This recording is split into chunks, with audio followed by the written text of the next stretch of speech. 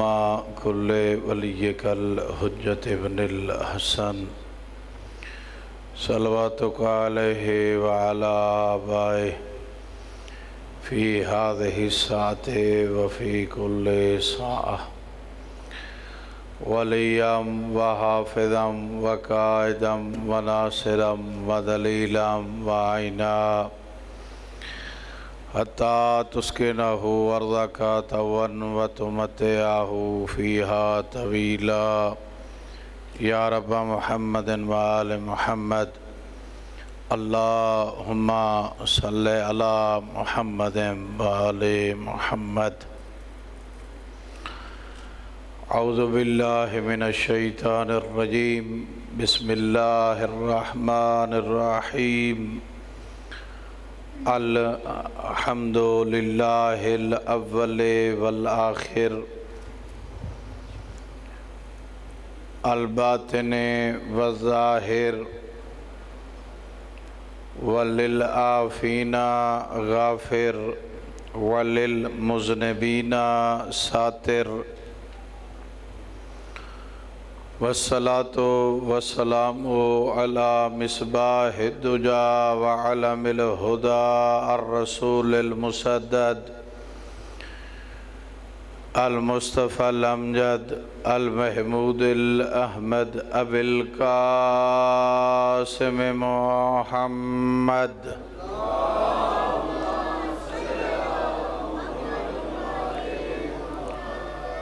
وعلى آله الطيبين الطاهرين المعصومين الذين أذهب الله عنهم الرجس وطهرهم تطهيرا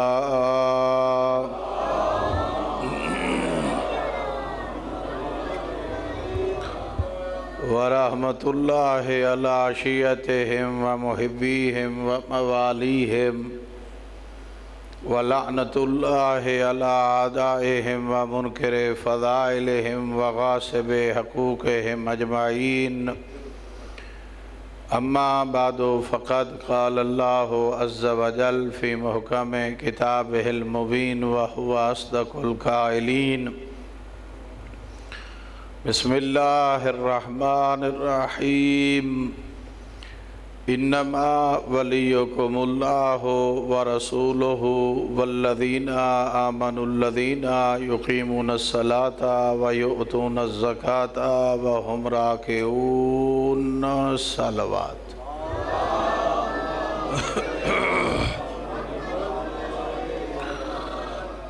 سامعین محترم، بزرگان ذی وقار، سب سے پہلے دعا ہے کہ حسین کا مالک اللہ آپ سب کا مظلوم کی پرسداری میں، عزاداری میں، صف ماتم میں شریک ہونا عبادت میں شمار فرمائے۔ بانیان عشرہ محرم الحرام کی سعی و محنت، خرچ اخراجات، اہتمام و انتظام مالک دو جہاں اپنی بارگاہ میں قبول فرمائے اور انہیں اجر جمیل و عظیم عطا فرمائے۔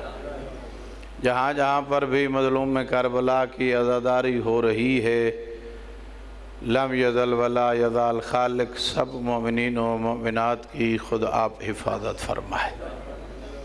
توجہ ہے جی، بات شروع کی جائے۔ آج تیسرا دن ہے، ہم مسلسل کوشش کر رہے ہیں عزادار کا مقام، مرتبہ، عزت، شان کو بیان کیا جائے کہ مومن اللہ کی نگاہ میں کتنا مقام رکھتا ہے، مومن آئمہ کی نگاہ میں کتنا مقام رکھتا ہے، امام بارگاہ جہاں پہ مجلس قائم کی جاتی ہے یہ کتنی بڑی عظیم یونیورسٹی ہے، یہ کتنی بڑی عظیم درسگاہ ہے، یہ کتنی بڑی عظیم تربیت گاہ ہے۔ چونکہ جب تک کسی شے کی انسان کو معرفت نہ ہو اس وقت تک اس کے مقام اور مرتبے کا وہ صحیح معنوں میں خیال نہیں رکھ پاتا۔ اور پھر جو پیغام آپ تک پہنچایا جاتا ہے اس پیغام کی کیا اہمیت ہے۔ یہ پیغام فقط بارگاہ میں بیٹھ کے سننے اور دل بہلانے کا نام ہے یا اسے اپنی زندگی پہ نافذ کرنے کے لیے بیان کیا جاتا ہے؟ درود پڑھیں محمد و آل محمد کی ذات پر۔ عموماً کوشش تو کرتا ہوں کہ آپ صاحبان کے مزاج پہ الفاظ ناگوار نہ گزریں یا آپ بور نہ ہوں، ساتھ ساتھ نعرہ صلوات بھی چلتا رہے، اس لیے روایات فضائل بھی بیان کرتا چلا جاتا ہوں اور اپنا پیغام بھی پہنچا دیتا ہوں۔ عزیزان محترم، آج سب سے پہلے آپ کی خدمت میں جو آپ کی عزت بیان کرنے جا رہا ہوں وہ یہ ہے کہ ہم خطبہ سے، مقررین سے، علماء سے یہ سنتے ہیں کہ ہم شیعہ قوم، کیونکہ یہ جو کام ہم کر رہے ہیں یہ آسان نہیں ہے، یہ کام آسان نہیں ہے۔ اپنا کاروبار بند کر کے، اپنی دکانیں بند کر کے، اپنے دفتر سے چھٹی لے کے، اپنے گھر کی مصروفیات کو بند کر کے، ڈھیر ساری مصروفیات ترک کر کے مجلس حسین میں آنا آسان نہیں ہے۔ اپنوں کے لیے اتنا ٹائم نہیں نکالتے بندے جتنی مجلس حسین کو اہمیت دے کر وقت نکالتے ہیں۔ تھوڑا بہت نقصان بھی ہو تو برداشت کیا جاتا ہے، کوئی بات نہیں ہے، مجلس ہے نا جی، یہ ہماری عقیدت ہے، یہ ہماری عقیدت ہے۔ اور عموماً کہا جاتا ہے کیا کہ ہماری قوم بطول کی دعا کا نتیجہ ہے، زہرا کی دعا کے ہم وہ قوم ہے جسے جناب زہرا دعا کرتی۔ تو عزیزان توجہ فرمائیے گا اور مزاج پہ ناگوار بھی نہ گزرے تو ایک وہ عظیم ترین جملہ آپ کی سماعتوں کی نظر کرنے جا رہا ہوں، اگر میں پہنچا سکا اور آپ اس جملے کو وصول کر لیا تو یقین جانے آج کی اس مجلس کا سب سے عظیم جملہ ہوگا، بابا جو بطول کی دعا ہوتا ہے وہ کم از کم عباس جیسا ہوتا ہے۔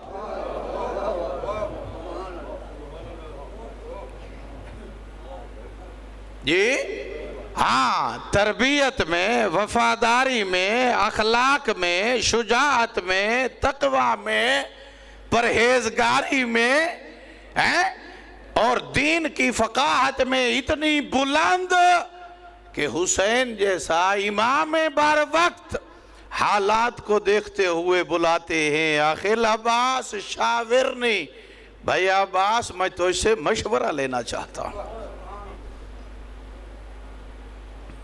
یہ ہے کیا بطول کی دعا کا اثر۔ اور زہرائے بطول کی دعا ہم اپنے آپ کو سمجھتے ہیں تو ہمیں کم از کم کردار میں بھی اتنی اپنے آپ کو بلند لے جانا پڑے گا کہ ظاہری خلافت میں علی ابن ابی طالب اپنا تخت چھوڑ کے مسجد کوفہ میں جائیں، مسجد کوفہ سے بازار میں جائیں، وہاں پہ دیکھیں کہ ایک کھجور بیچنے والا ٹھیلا لگائے کھجوریں بیچ رہا ہے، اسے مخاطب ہو کر فرما رہے ہیں، میسام صبح سے بیٹھا ہے، تھک گیا ہے، تو جا گھر آرام کر، یہ علی تیری کھجوریں بیچے گا۔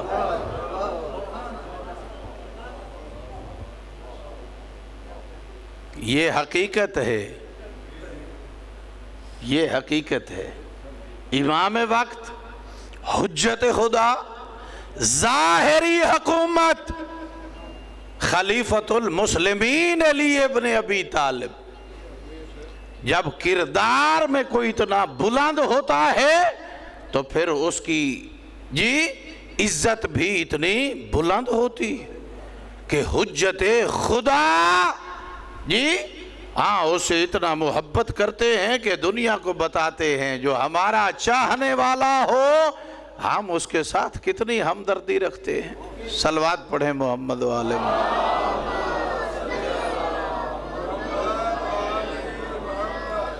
تو صاحبان ہے بھی کتنی عشق علی میں ڈوبا ہوا کہ امیر ممکنات جب فرما رہے ہیں میثام جس کھجور کے ذریعے سے تم روزی کماتے ہو نا، اسی کھجور کے درخت کے ساتھ میری محبت میں تجھے سولی پہ لٹکا دیا جائے گا۔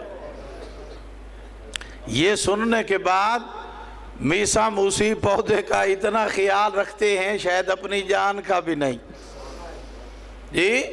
کہ یہ کہیں تلف نہ ہو جائے اور جب آ کے کھڑے ہوئے ہیں ابن زیاد کے سامنے تو اس نے کہا اس کی زبان کاٹ دو، کتنی عشق علی میں دیوانہ ہے۔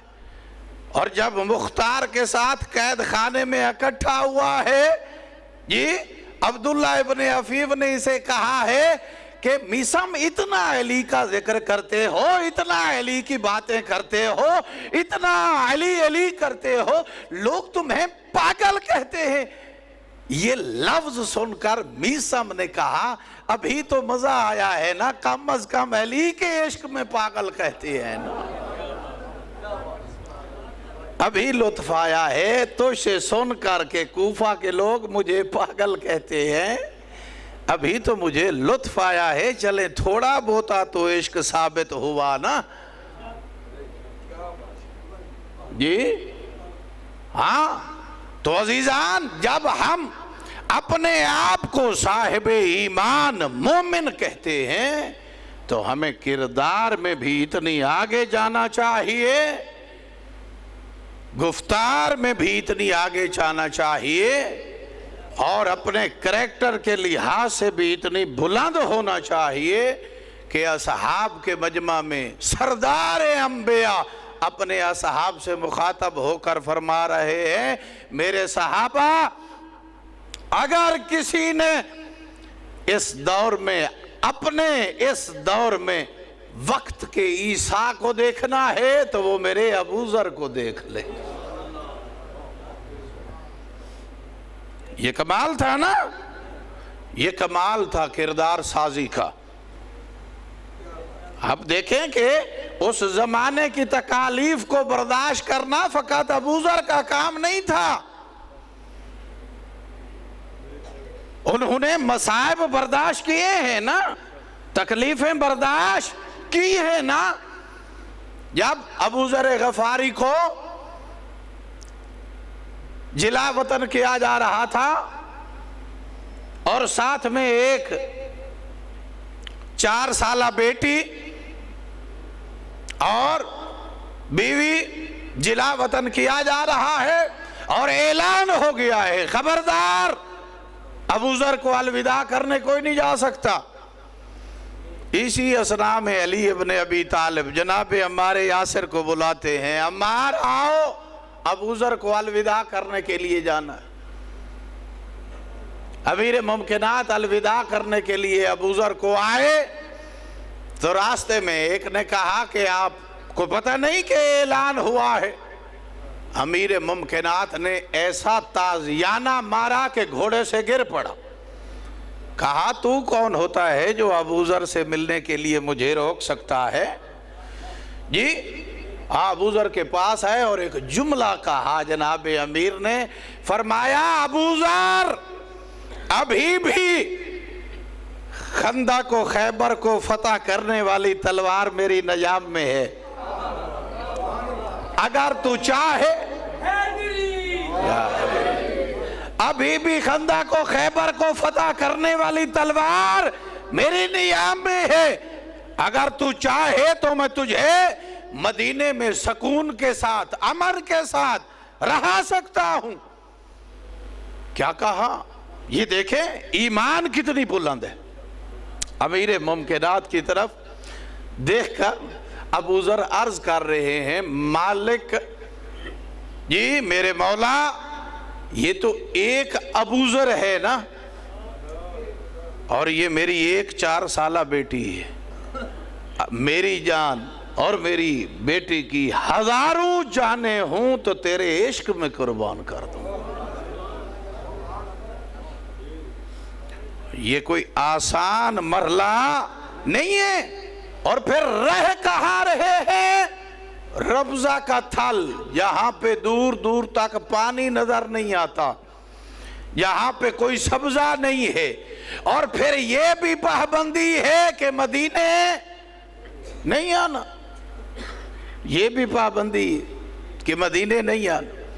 کچھ دن وہاں پہ رہتے ہیں جی، دنیا سے انتقال ہوتا ہے جی، ہاں اس کی بیوی یا بارویت دیگر اس کی بیٹی صحرا میں ابو ذر کے لاشے کو رکھ کے کبھی دائیں طرف چلی جاتی ہے، کبھی بائیں طرف چلی جاتی، دیکھ رہی ہے کوئی آنے والا آئے اسے کہوں صحابی رسول دنیا سے چلا گیا ہے۔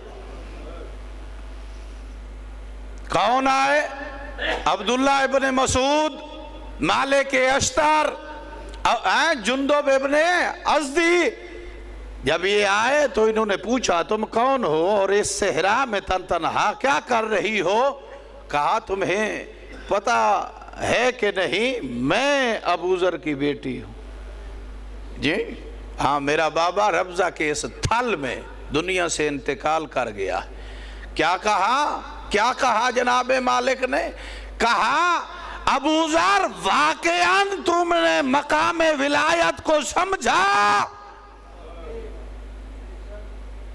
اور اطاعت کا حق ادا کر دیا، دنیا کی ساری مصیبتیں سہ لی، مگر علی ابن ابی طالب کے پیغام ولایت کو کبھی فراموش نہیں کیا۔ صلوات پڑھیں محمد و آل محمد۔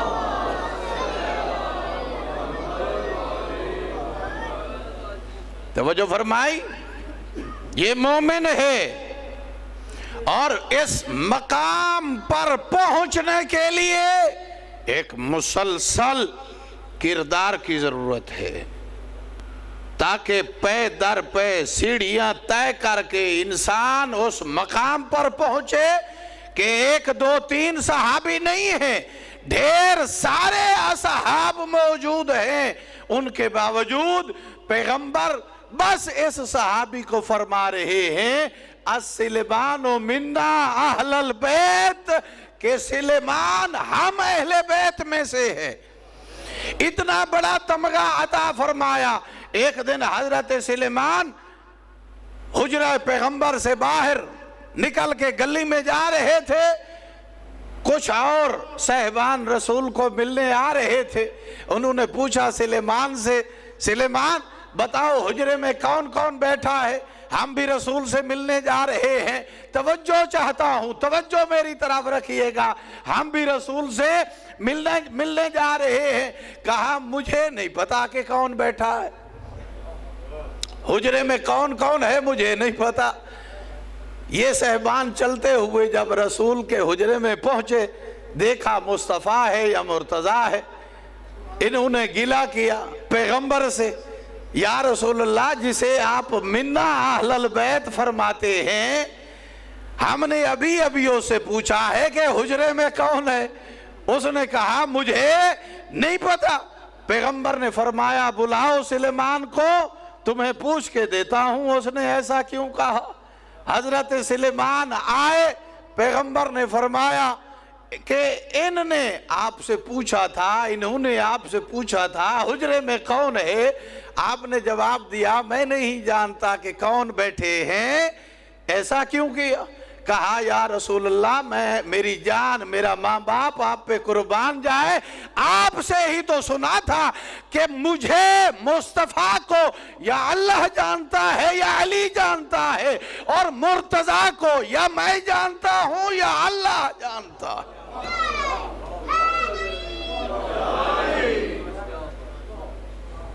آپ کی زبان سے سنا تھا، میں نے اس لیے انہیں کہہ دیا کہ یہ اتنی عظیم ہے کہ جنہیں اللہ جانتا ہے یا مرتضیٰ جانتا ہے۔ جس حد تک ایمان پہنچا ہوا ہے اسی حد تک کردار میں بھی اتنی بلند ہے کہ مکمل اصحاب میں سے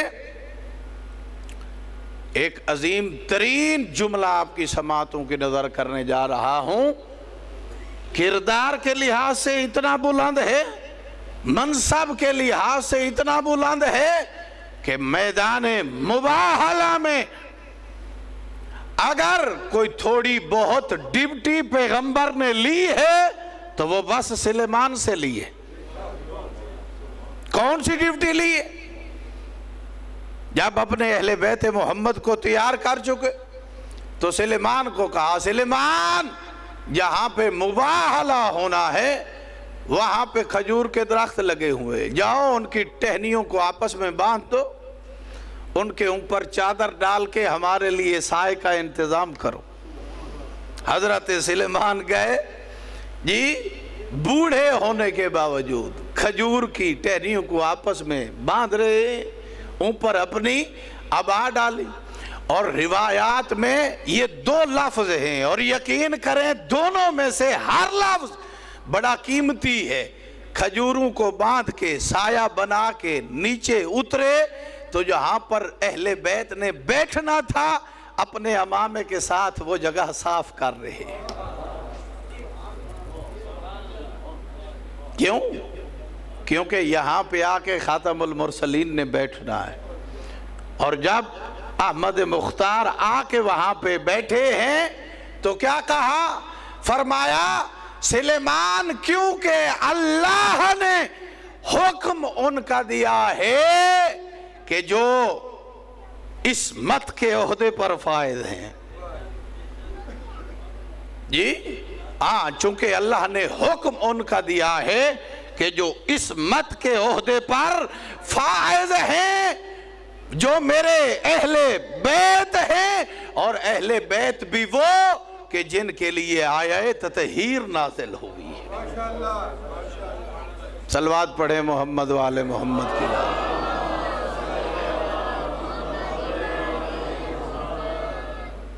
توجہ فرمائی؟ یہ 3-4 باتیں میں نے آپ کو عظمت مومن کی سنائی ہیں۔ ابو ذر، میثم اور سلیمان، یہ اتنی عظیم مومن تھے کہ ان کے لیے ائمہ نے عظمتیں بیان فرمائی، ان کے فضائل بیان فرمائے، ان کے مراتب بیان فرمائے۔ ہم مومن اپنے آپ کو کہتے ہیں، کم از کم ہمارا یہ فریضہ بنتا ہے کہ ان مومنین جیسے تو بنے نا جو مومن ائمہ کے زمانے میں تھے، جنہیں ائمہ دیکھ کر رشک کرتے تھے۔ ہمارے وقت کے امام حضرت حجت امام زمانہ اجل اللہ تعالی فرجہ الشریف، ہم ان کے زمانے کی ریت ہیں۔ ہم اپنے آپ کو ولو غیبت کا سمانا صحیح جی صحابی امام بنانے کی کوشش تو کریں نا، کہ اگر امام کا ظہور ہو جائے تو ہم بھی امام کے اصحاب میں سے ہو جائیں۔ ایسا کرنے کی کوشش تو کرنی چاہیے نا۔ اور یہ درس، یہ مجلس، یہ عزاداری، یہ سبب بنے گی کہ ہم اس مقام پر پہنچیں۔ اور یہ کس وقت سبب بنے گی؟ جب ہم پیغام کربلا کو سمجھ کے منائیں گے تو کہ امام حسین ہم سے کیا چاہتے ہیں، ہمیں کربلا کیا درس دے رہی ہے، ہمیں کردار کے لحاظ سے کیسا ہونا چاہیے۔ ہم کل بھی یہ عرض کر چکے ہیں کہ اللہ نے مرتبہ اتنا بلند دیا ہے، عزت اتنی عطا فرمائی ہے، امام ایسا عطا فرمایا ہے جسے پیغمبر دیکھ کر ارشاد فرما رہے ہیں، یا علی انت و شیعتک ہم الفائزون، یا علی میں پیغمبر ضمانت دے رہا ہوں کہ تو اور تیرے شیعہ کامیاب ہیں۔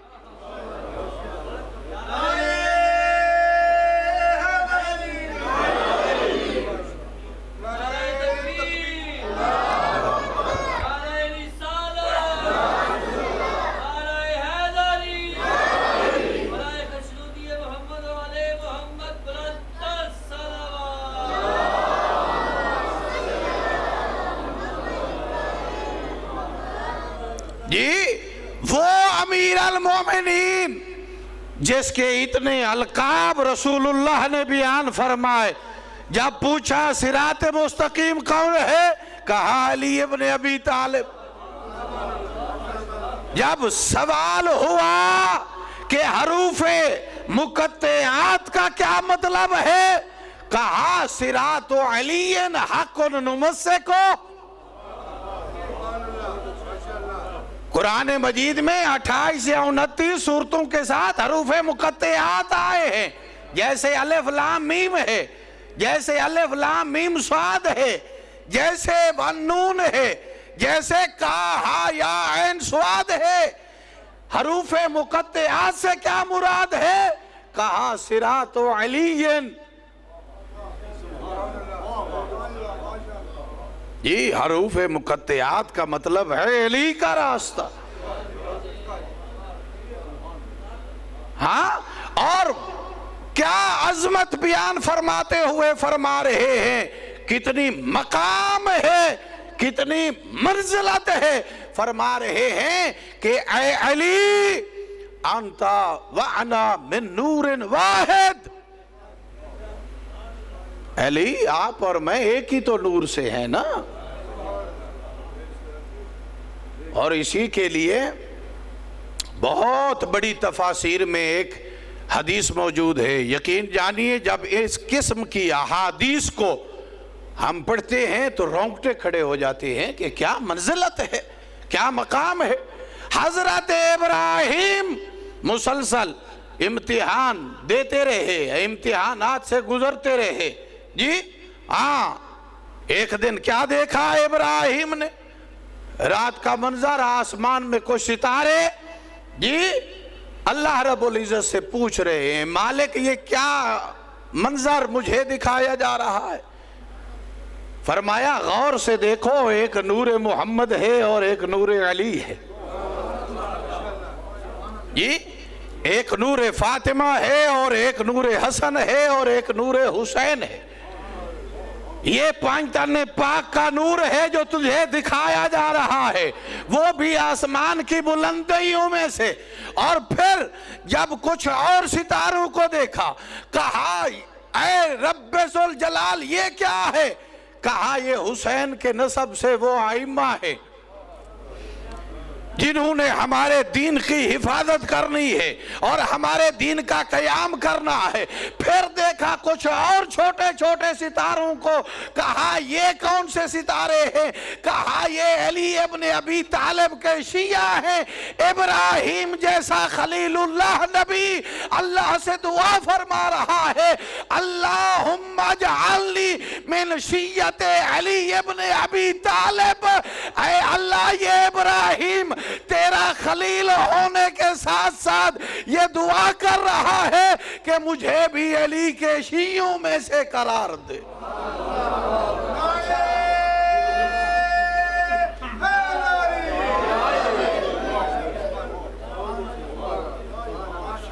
مجھے بھی علی کے شیعوں میں سے قرار دے۔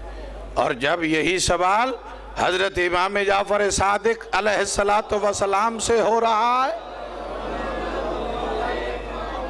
کہ ابن رسول اللہ حدیث کسا میں آپ کی جد زہرا نے دو لفظ استعمال کیے ہیں، شیعتنا و محبینا. جی ہاں، یہ دو لفظوں کا کیا مطلب ہے؟ فرمایا تم ہمارے نام لیوا محب ضرور ہو، ہم سے محبت ضرور کرتے ہو، ہمارے محبین میں تم شمار ضرور ہوتے ہو، مگر ہمارے شیعہ کے مقام پر پہنچنا بہت مشکل ہے. جی ہاں، شیعہ کب بنتا ہے؟ جب اس منزل پہ پہنچے جس منزل پہ بنی اسرائیل کے انبیاء تھے. توجہ فرمائی آپ نے؟ ہاں، اللہ نے شیعہ کو مقام دیا ہے، منصب عطا فرمایا ہے. جی ہاں، ابراہیم جیسا خلیل اللہ نبی جی یہ فرما رہے ہیں. اور حضرت عبداللہ ابن مسعود یہ روایت کرتے ہیں کہ پیغمبر نے ایک دن ارشاد فرمایا، نماز تہجد پڑھنے کے لیے جو سب سے پہلے مسجد نبوی میں آئے گا، نماز تہجد پڑھنے کے لیے جو سب سے پہلے مسجد نبوی میں آئے گا، اللہ سے راز و نیاز کرے گا، میں رسول اس کی جنت کا ضامن ہوں. عبداللہ ابن مسعود کہتے ہیں میں ساری رات تڑپتا رہا کہ تہجد کا ٹائم ہو اور سب سے پہلے آج میں مسجد نبوی میں جاؤں. عبداللہ ابن مسعود کہتے ہیں کہ ابھی قریب تھا وقت کہ میں مسجد میں پہنچ گیا. میں نے جا کر وضو کیا اور بڑے خشوع و خضوع کے ساتھ تہجد شروع کی. ابھی میں نماز پڑھ رہا تھا کہ مجھے محسوس ہوا کہ میری دائیں جانب کوئی نہ کوئی ہے جو مجھ سے پہلے آ گیا تھا. جی جو مجھ سے پہلے آ گیا تھا. توجہ چاہوں گا. ہاں، جو مجھ سے پہلے آ گیا. میں نے 2 رکعت ختم کی تو قریب گیا، دیکھا احمد مختار سردار انبیاء جی حضرت محمد مصطفیٰ خود حالت سجدے میں ہیں اور وہ دعا پڑھ رہے ہیں، اللہم اغفر امتی بحق علی ابن ابی طالب. اے اللہ میری امت کو بخش دے میرے بھائی علی کے صدقے میں. توجہ نہیں فرمائی آپ نے؟ میرے خیال میں آپ کہیں گئے ہوئے ہیں. پیغمبر سجدے میں فرما رہے ہیں، یا اللہ میری امت کو بخش دے میرے بھائی علی کے صدقے میں. عبداللہ ابن مسعود کہتے ہیں میں پھر آیا، نماز پڑھ رہا تھا دوسری 2 رکعت، پھر محسوس ہوا میرے بائیں جانب بھی کوئی مجھ سے پہلے آیا ہے جو اللہ سے راز و نیاز کر رہا ہے. میری نماز ختم ہوئی، میں پھر بائیں طرف گیا، کیا دیکھا؟ علی ابن ابی طالب سجدے کی حالت میں ہیں اور دعا مانگ رہے ہیں، اللہم اغفر شیعتی بحق ابن امی محمد المصطفیٰ. میرے اللہ میرے شیعوں کی مغفرت فرما، میرے چچا کے بیٹے محمد مصطفیٰ کے صدقہ میں میں شش و پنج میں رہا، مجھے نماز تہجد بھول گئی کہ ادھر محمد کے پاس جاتا ہوں تو علی کا واسطہ دیتا ہے، علی کے پاس جاتا ہوں تو وہ محمد کا واسطہ دیتا ہے. اللہ کی بارگاہ میں ان دونوں بھائیوں میں عظیم تر کون ہے؟ نماز ختم ہوئی، میں نے دست بستہ عرض کی، یا رسول اللہ آپ سجدے میں فرما رہے تھے کہ اے اللہ میری امت کو بخش دے میرے بھائی علی ابن ابی طالب کے صدقے میں، اور علی فرما رہے تھے میرے شیعوں کو بخش دے میرے چچا کے بیٹے محمد مصطفیٰ کے صدقہ میں. اللہ کے نزدیک آپ دونوں میں سے کس کا رتبہ بلند ہے؟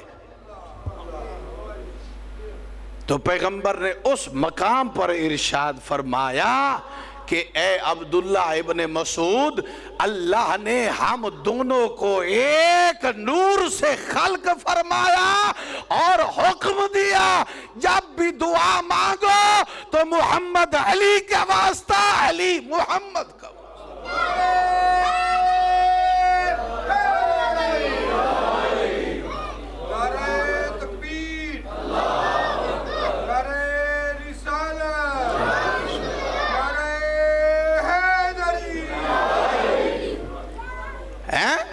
اپنے آپ کو اسلام کا ٹھیکیدار کہنے والا، جسے وسیلے سے بڑی تکلیف ہے، جو توسل کو بدعت سمجھتا ہے، اسے کم از کم یہ ضرور دیکھ لینا چاہیے کہ احمد مصطفیٰ نے ہمیں توسل کا درس دیا ہے، ہمیں وسیلے کا درس دیا ہے، اور یہ چھوٹا صحابی بھی نہیں، عبداللہ ابن مسعود بہت بڑا صحابی۔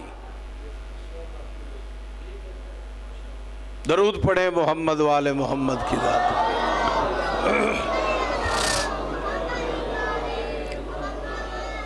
تو عزیزان، یہ کون سے شیعہ ہیں کہ جن کی مغفرت کی دعا علی حالت سجدے میں کر رہے ہیں؟ یہ کون سے امتی ہیں جن کی مغفرت کی دعا احمد مختار سجدے میں کر رہے ہیں؟ یہ کتنی لطف ہے ان کا ہم پر، یہ کتنی کرم نوازی ہے ان کی ہم پر، کہ ہم 1400 سال بعد آئے مگر علی کی دعا کے مستحق ٹھہرے۔ اب ان جیسی روایات کے بعد بھی کسی کو شک ہو شیعہ کی بخشش میں، تو اسے اپنے عقل کا علاج کرانا چاہیے۔ جی یہاں پہ تصور ہی نہیں کہ علی حالت سجدہ میں اپنی شیعت کے لیے دعا مانگتے رہیں اور اللہ کی بارگاہ میں جی شک ہو کہ قبول ہوئی کہ نہیں۔ یہ حقیقت ہے کہ اللہ نے ہماری بخشش کا جی انتظام کیا ہے، ہماری مغفرت کا، ہماری نجات کا سامان فراہم کیا ہے، مگر جو سوال ہے وہ یہ ہے کہ آیا ہم مومن شیعہ ان کے تابعدار ہیں کہ نہیں؟ اس فہرست میں ہمارا نام موجود ہے کہ نہیں؟ سوال یہ، شیعہ کی عظمت قرآن کے لحاظ سے، ائمہ کے فرمان کے لحاظ سے، رسول اسلام کی احادیث کے لحاظ سے بہت بڑا مقام ہے۔ ہم اس معیار میں، ہم اس دائرے میں داخل ہیں کہ یہ نہیں؟ یہ اپنے آپ سے سوال کرنا چاہیے۔ اور یہ اتنی بڑی یونیورسٹی سید سجاد نے اس لیے اس کی بنیاد رکھی تھی تاکہ انہیں بتایا جائے، ان کی تربیت کی جائے، ان کی اصلاح کی جائے، ان کی اخلاقیات درست کیے جائیں، ان کو بتایا جائے عقیدہ کیا ہوتا ہے، اخلاق کیا ہوتا ہے، معاملہ کیا ہوتا ہے۔ جی ہاں، ابتدا سے لے کر دین کے آخری مسائل تک یہیں سے ہمیں درس ملنا ہے، یہیں سے ہم نے سیکھنا ہے کہ اخلاقیات کیا ہوتے ہیں، معاملات کیا ہوتے ہیں، عبادت کا لطف اور روحانیت کیا ہوتی ہے۔ یقین کریں جب انسان مصلی پہ جا کر اللہ کی بارگاہ میں گڑ گڑا کر کوئی دعا مانگتا ہے جی، تو اس دعا کو علی ابن ابی طالب کے صدقے میں اللہ قبول کرتا ہے، کیونکہ یہ علی کا چاہنے والا ہے، اس کی دعا رد نہیں ہوتی، مگر علی کا چاہنے والا مانگے تو صحیح نا۔ ہاں، مانگنے کے انداز اور سلیقے کا تو پتہ ہونا چاہیے نا۔ اور ہمارے آئمہ نے سید سجاد امام زین العابدین علیہ السلام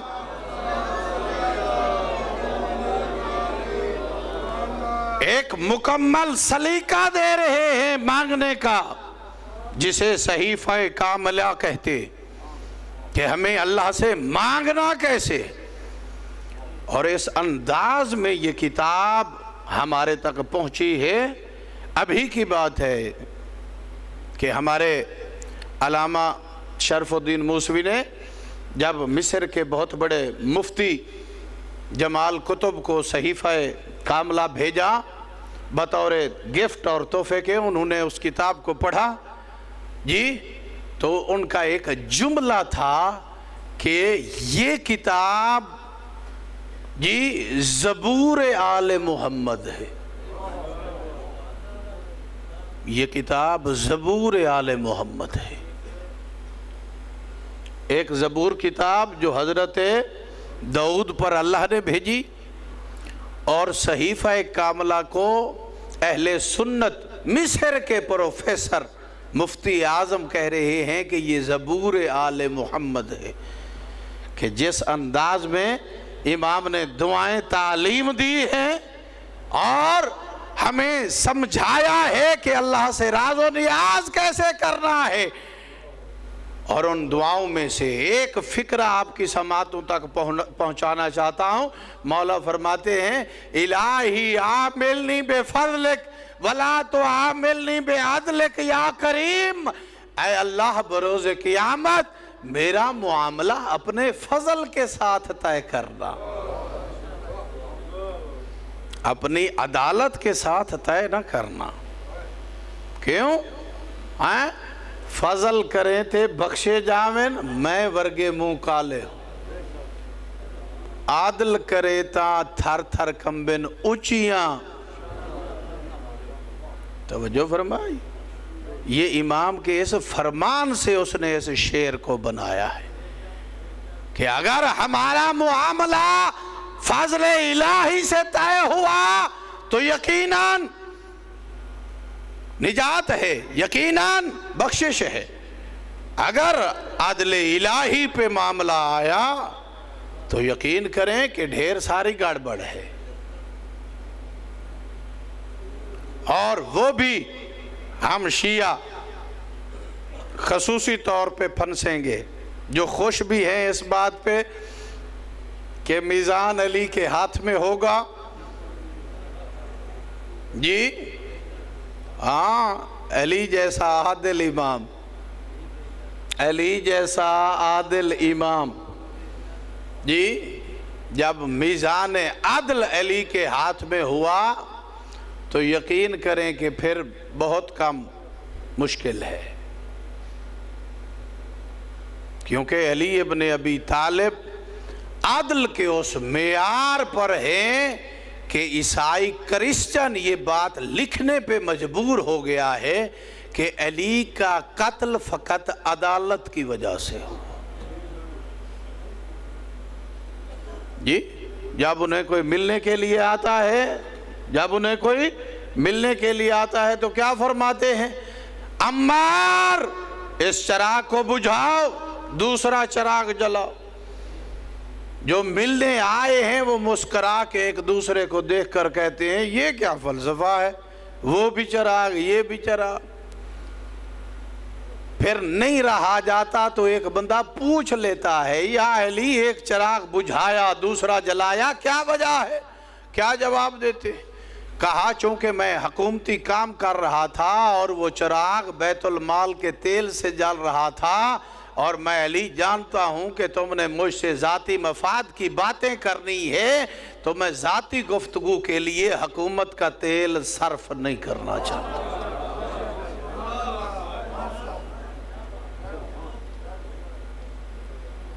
بتائیں بھلا اس معیار عدل پہ کون پورا اترے؟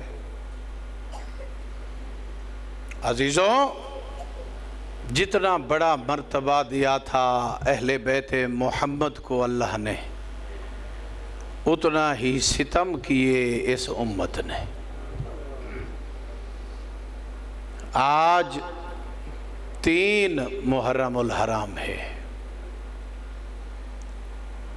اور مصائب میں تذکرہ اس کا کرنا چاہتا ہوں جس کا احترام رسول اٹھ کے تعظیم کر کے کھڑے ہو کے کیا کرتے تھے۔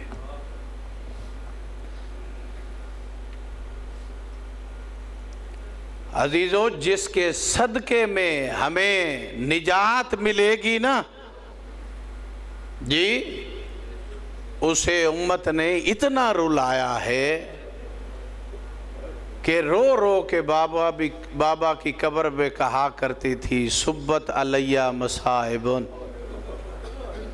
لو انہا سبت علی الایام سرنا لیالیا۔ بابا، مجھ پہ اتنی مصیبتیں آئی، اگر دنوں پہ آتی تو سیاہ راتوں میں تبدیل ہو جاتی، اگر پہاڑوں پہ آتی تو پہاڑ ریزہ ریزہ ہو جاتے۔ ہاں، اس کی اپنی قسمت، جو زہرا کی مصیبت پہ بھی نہیں رو سکتا، زہرا کی مصیبت پہ رونے کے لیے میں نے کسی کی منت سماجت نہیں کرنی، کبیرہ کبیرہ گناہ معاف ہوتے ہیں۔ اجرکم علی اللہ۔ حسین کی ماں زہرا آپ سب سے راضی ہو، عزادار ہو۔ بھلا علامہ صفدر حسین نجفی صاحب کہا کرتے تھے، جب یوسف کو بیچا جا رہا تھا نا، کاش خریدنے والا یعقوب ہوتا تو دنیا کو پتہ چلتا کہ یوسف کی کیا قدر و قیمت ہے۔ سوال کرنے والی زہرا تھی نا، کاش عطا کرنے والا محمد ہوتا تو دنیا دیکھتی کہ ہاتھ پہلو پہ رکھ کے واپس جاتی جی، یا کائنات لے کر جاتی ہے۔ اجرکم علی اللہ عزادارو جی۔ اس بی بی کے بارے میں یہ روایت موجود ہے، رسول کی زوجات میں سے ایک زوجہ نقل کرتی ہیں کہ میں نے دیکھا رسول اللہ اپنے حجرے میں تشریف فرما تھے، زہرا آئیں، حجرے میں داخل ہوئی، پیغمبر اپنی جگہ سے اٹھ کھڑے ہو، جالسہا مجلسے، پیغمبر نے اپنی بیٹی کو وہاں بٹھایا جہاں خود بیٹھے تھے، وَقَبَّلَ يَدَيْهَا، پیغمبر نے زہرا کے دونوں ہاتھوں کا بوسہ دیا جی، اور ارشاد فرمایا، زہرا یہ تیری اٹھ اٹھ کے تعظیمیں کر رہا ہوں تاکہ بتاؤں کہ میرے بعد تیرا کوئی نہ کوئی حیا کرے جی، ان کو پتہ چلے کہ تو کتنی عظمت کی مالکہ ہے، تو کتنی تکریم کی مالکہ ہے۔ اجرکم علی اللہ عزادارو۔ روایات میں نے مقتل کی روایات میں دیکھا ہے کہ جناب زہرا پہ جب پابندی لگی نا کہ مدینے میں اپنے بابا کو نہ رویا کر، تو زہرا کا معمول تھا حسنین کریمین کو اپنے ساتھ لیے میدان احد میں اپنے چچا حمزہ کی قبر پہ جا کے رونا اور مصائب پڑھنے، اپنے مصائب کا خود نوحہ پڑھنا اور چچا کی قبر پہ بیٹھ کے روتے رہنا جی۔ پیغمبر کے ایک صحابی ہیں، وہ روایت کرتے ہیں کہ ایک دن اونٹوں کو چرانے کے لیے میں احد کی طرف گیا، پہاڑی کے دامن میں میں اپنے اونٹ چرا رہا تھا کہ مجھے رونے کی آواز آئی، کسی بی بی کے رونے کی آواز آئی، میں گیا تو دیکھا سامنے حسنین کریمین، میں پہچان گیا رسول کی بیٹی رونے کے لیے آئی۔ میں نے پوچھا، یا بنت رسول اللہ، کیا مدینے میں تجھے اپنے باپے کے غم میں بھی کوئی نہیں رونے دیتا؟ تو رو کر کہا، میرے بابا کا صحابی اگر مجھے مدینے میں رونے دیتے تو میں احد میں رونے کے لیے کیوں آتی؟ عزادارو، اتنے مصائب زہرا پہ آئے جی، اتنے مصیبتیں زہرا دیکھیں کہ ایک دن علی ابن ابی طالب اپنے گھر میں داخل ہوئے، سامنے جناب زہرا دیکھ کر کہا خیبر شکن، مجھے سلیمان اور فضا بتا رہے تھے کہ مدینے کے لوگ تجھے سلام نہیں کرتے۔ علی ابن ابی طالب روئے اور رو کر کہا زہرا معاملہ یہاں تک تو نہیں، میں تو مدینے کے لوگوں کو سلام کرتا ہوں، لوگ سلام کا جواب نہیں دیتے۔ یہ ہے کون؟ یہ کون علی ہے جی جو قسیم النار والجنہ؟ پیغمبر کا آخری وقت، رسول اسلام کا سر زہرا کی گودی اقدس، دروازے پر دق الباب ہوا، جناب زہرا نے آواز دے کر کہا کہ بابا بیمار ہیں، کسی سے ملاقات نہیں کر سکتے۔ پھر دوسری مرتبہ دق الباب ہوا، بی بی نے یہی جواب دیا۔ جب تیسری مرتبہ ہوا نا دق الباب، جی بی بی نے جواب بھی دیا اور آنکھوں سے گرم آنسو گرے نا پیغمبر کے چہرے پر پڑے۔ جی ہاں، پیغمبر نے آنکھیں کھول کر دیکھا اور کہا بیٹا میری زندگی میں کیوں رو رہی ہے؟ کہا بابا کوئی دروازے پہ آیا ہے، بار بار اسے کہہ رہی ہوں کہ بابا بیمار ہیں نہیں مل سکتے، پھر بھی دروازہ کھٹکائے جا رہا ہے۔ اجرکم علی اللہ عزادارو، یہ جملہ آپ سمجھ گئے نا تو آج مصائب آگے پڑھنے کی ضرورت نہیں ہے، یہ مصائب کے لیے یہ ایک جملہ کافی ہے۔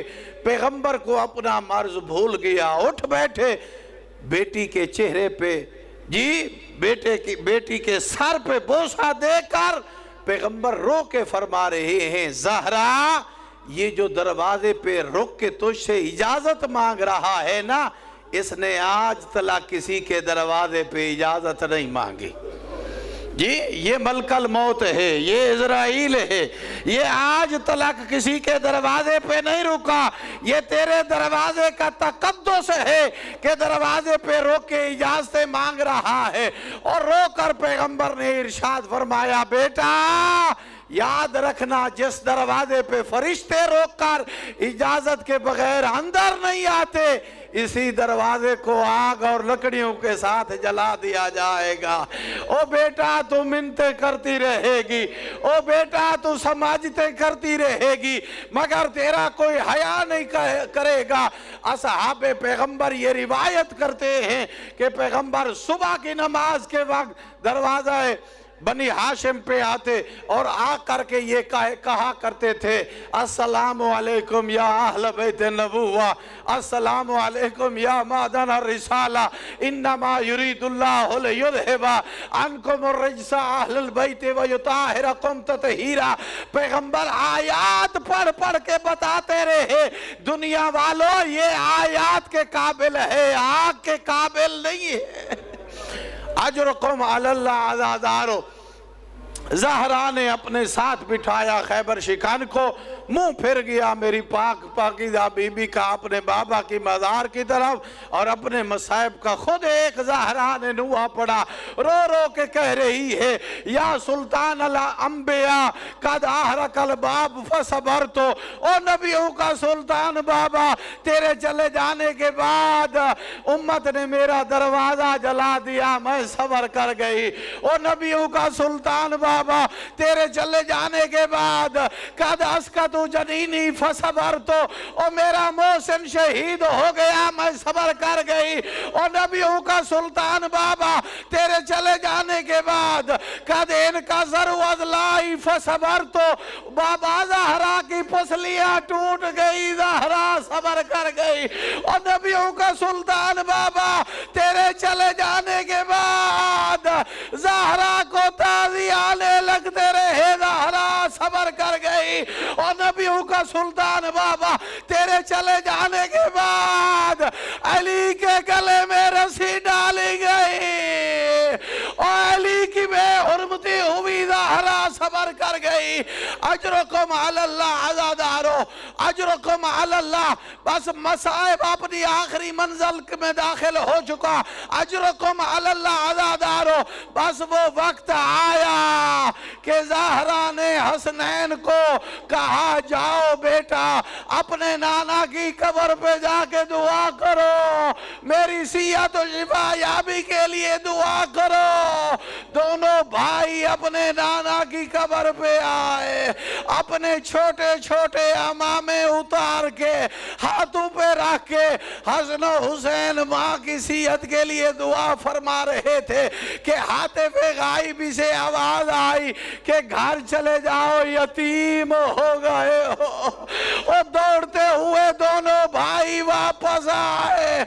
सामने जनाब फिजा रो कर कहा, आओ बेटा पहले खाना खा लो, और तुम्हारी माँ की वसीयत है, और मेरे कफन दफन में मशगूल हो जाएंगे, और मेरे हसनैन भूखे ना रह जाएं। पहले खाना खा लो, फिर बाद में माँ से मिलना, तुम्हारी माँ की वसीयत है। अजरुकुम अलल्लाह अज़ादारो। मौला हसन तो खामोश रहे, मगर ना चुप रह सका गरीब करबला, और रो कर कहा, अम्मा फिजा मुझे पहचानो, मैं करबला का गरीब हूँ, मुझे पहचानो, मैं हुसैन हूँ। मैंने आज तक भला माँ के बगैर कोई खाना खाया। अजरुकुम अलल्लाह अज़ादारो। बस मजलूम करबला ने ये जुमला इरशाद फरमाया कि जब तलक मैं चूंकि फ़ख्र ईसा हूँ, मेरी माँ फ़ख्र मरियम है, जब तलक अम्मा ना बुलाए और मैं माँ से मुलाकात ना करूँगा। अजरुकुम अलल्लाह अज़ादारो। अली इब्न अबी तालिब ने खुद गुस्ल दिया ज़हरा को, खुद कफनाया ज़हरा को। हजरत अम्बार ये रिवायत नकल करते हैं कि अली ज़हरा को दफनाने के बाद भी बहुत ज्यादा गिरिया करते थे। मैंने एक दिन अली से पूछा, या अली कौन से दर्द हैं जो हमसे छुपाए हुए हैं, छुप छुप के क्यों रोता है? अमीर मुमकिनात ने रो कर कहा, अम्बार जब मेरी शादी हुई थी ना, तो पैगंबर मुझे अलग ले गए थे और कहा था, या अली याद रखना मेरी अकेली ज़हरा है, इसे रोने ना देना। मगर जब मैं दफना रहा था, कफना रहा था, तो क्या देखा, ज़हरा की पसलियां टूटी हुई, और ज़हरा की एक आंख जख्मी थी। अजरुकुम अलल्लाह अज़ादारो। बस आखिरी निदा दी मेरे अमीरुल मोमिनीन ने रो कर कहा, या अहले बैती हलुम्मू वतवज़्ज़दू। ओ बेटा हसन, ओ बेटा हुसैन, आओ माँ का आखिरी दीदार कर लो। मजलूम करबला ने कहा, जब तक अम्मा ना बुलाए मैं नहीं आऊंगा।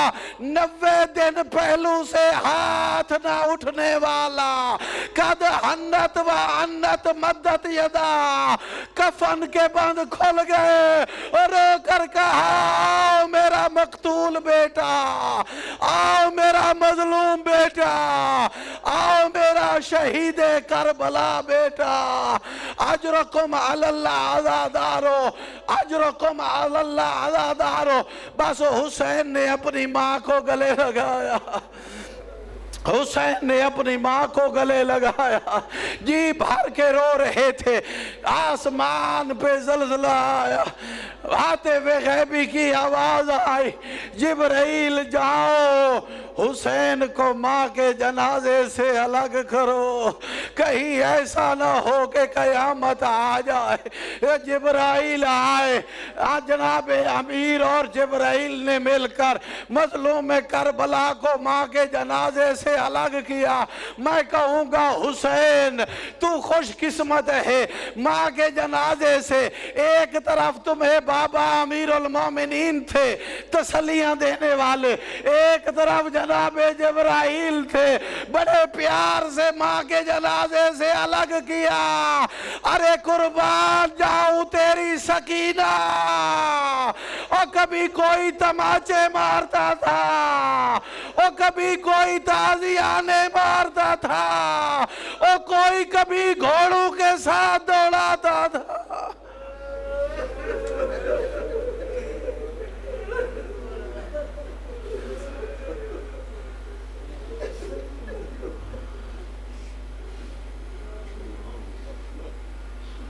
وَسَيَعْلَمُ الَّذِينَ ظَلَمُوا أَيَّ مُنْقَلِبٍ يَنْقَلِبُونَ۔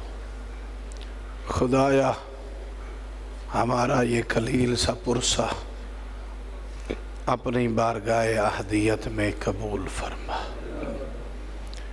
جناب زہرا کے مصائب کا واسطہ جتنے مومنین و مومنات مجلس عزا میں آئے ہیں، ان کی دلوں میں جو حاجتیں ہیں، جو آرزویں ہیں، جو دعائیں ہیں، جو ضرورتیں ہیں، اس پاک بی بی مخدرہ معصومہ بی بی کی مصیبتوں کے صدقے میں ان کی دعاؤں کو، تمناؤں کو قبول فرما،